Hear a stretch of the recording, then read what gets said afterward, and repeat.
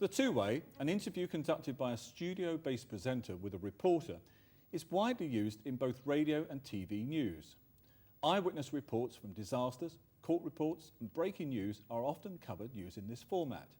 Two ways can be very dramatic. Think of reporters standing on roof locations in Afghanistan with a firefight going on in the background. Most broadcast journalists will find themselves doing many two-ways during their career, and it's an important skill to master. It's not difficult if you obey a few basic rules. I'm Paul Lashmar, and with help from former BBC, IRN and ITM reporter George Matheson, we will look at the art of the two-way interview. So what are the basics? There's the presenter in the studio and a reporter. George, why do we use the two-way? Well, Paul, it's usually when the reporter is not filing an edited report with interviews, perhaps because there isn't time. It's just about the most immediate form of news delivery, straight from the reporter on the scene to the person listening or watching the news. The reporter is in the role of the professional eyewitness. The two-way also has two voices to maintain interest rather than just one. Otherwise, of course, the presenter could simply read a script. Are two-ways used for anything else? Indeed, Paul, the two-way is often used when a journalist who is an expert on the matter in hand is asked to give an analysis. In this case, they might be reporting from their home or office and not at a location. The length of the two-way interview is typically 2 minutes, but it can be longer. George, is the two-way as spontaneous as it appears? Sometimes, but not always, it's a very flexible type of report. The two-way is usually pre-scripted to some degree, if time allows, with the reporter supplying key questions for the presenter in advance. With a well-orchestrated report, it looks like the presenter's in control, but really in practice it should be the reporter who's in charge by means of a well-considered report. Replies by the reporter should not be too long. 40 seconds is a long answer.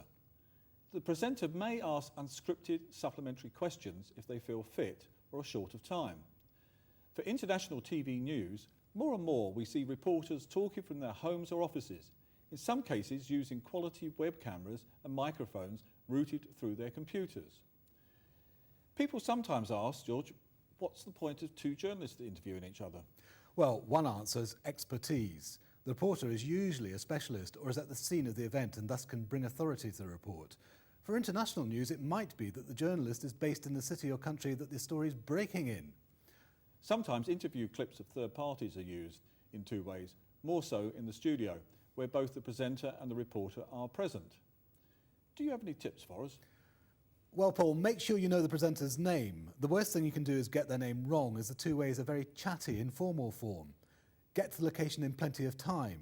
Contact the producer or presenter at the base as quickly as possible once you know you're doing a two-way and give them the right location. Give the presenter or producer a lead-in or as much information as possible so they can write the lead-in in time. Failing to do this will mean busking a cue, and that raises the nervous energy level further. Always look at the camera. Above all, be confident in your report. Do things go wrong on two-ways? Oh yes. Remember, if you stumble, do not give up. Get back on track and regain control. Only if the item is being pre-recorded can you afford to try and start again. If you think you've lost contact, don't stop. Just keep going with your report and finish with, and now back to the studio. In TV, when you've finished, keep looking at the camera for at least 15 seconds. There are some differences then between radio and TV. If reporting for radio from the scene of an event, you always have to bear in mind that the listener doesn't see what's going on. Almost the first thing the reporter needs to do is paint a verbal picture of the scene. However, don't get drawn into reporting what you can't see. I can recall on one occasion when Princess Diana was starting a London marathon at Greenwich. I was reporting for IRN and the radio car was half a mile away. I couldn't see a thing, including Diana, but the first question was, paint a word picture of the princess there at the starting line. Well, honesty was the only policy there, and I had to say that for security reasons, we were unable to see. But earlier, the princess was looking relaxed and happy as she mingled with hundreds of runners and so on. But for TV, it's usually assumed that there are pictures of the event to accompany the interview, and therefore you're providing an eyewitness account. It's worth remembering that if you're going to turn aside and refer to a scene behind you, warn the cameraman beforehand, as he'll frame you more widely. There are some other points you should bear in mind. For TV, you should consider what clothing you are going to wear. Highly patterned ties and clothes can still cause optical problems for cameras known as strobing. Avoid glasses if you can, as they reflect the light.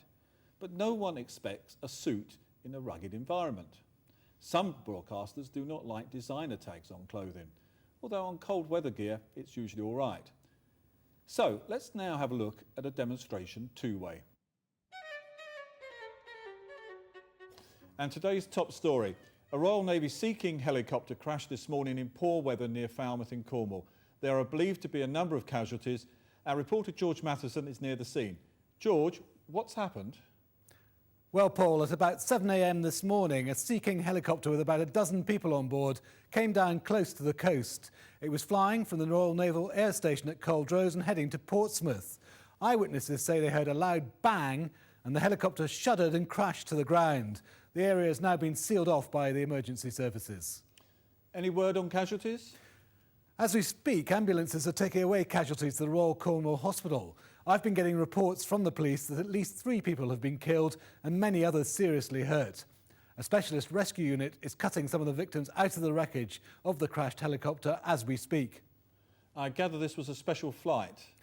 Yes, the helicopter was carrying a number of senior Special Forces officers. Initial reports, not yet confirmed, suggest that at least one of those who died was one of the most senior Special Force officers in the country, with the rank of general.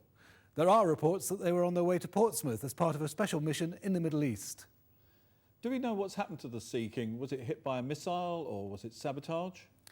Not as yet. The Sea King helicopter has been in service with the Royal Navy for 30 years. It's a reliable workhorse and, for instance, is still used in search and rescue, as the newer Merlin helicopters are not yet considered of proven reliability. As far as I understand, crash investigators suspect a catastrophic failure in the rotor blades. And what will happen now?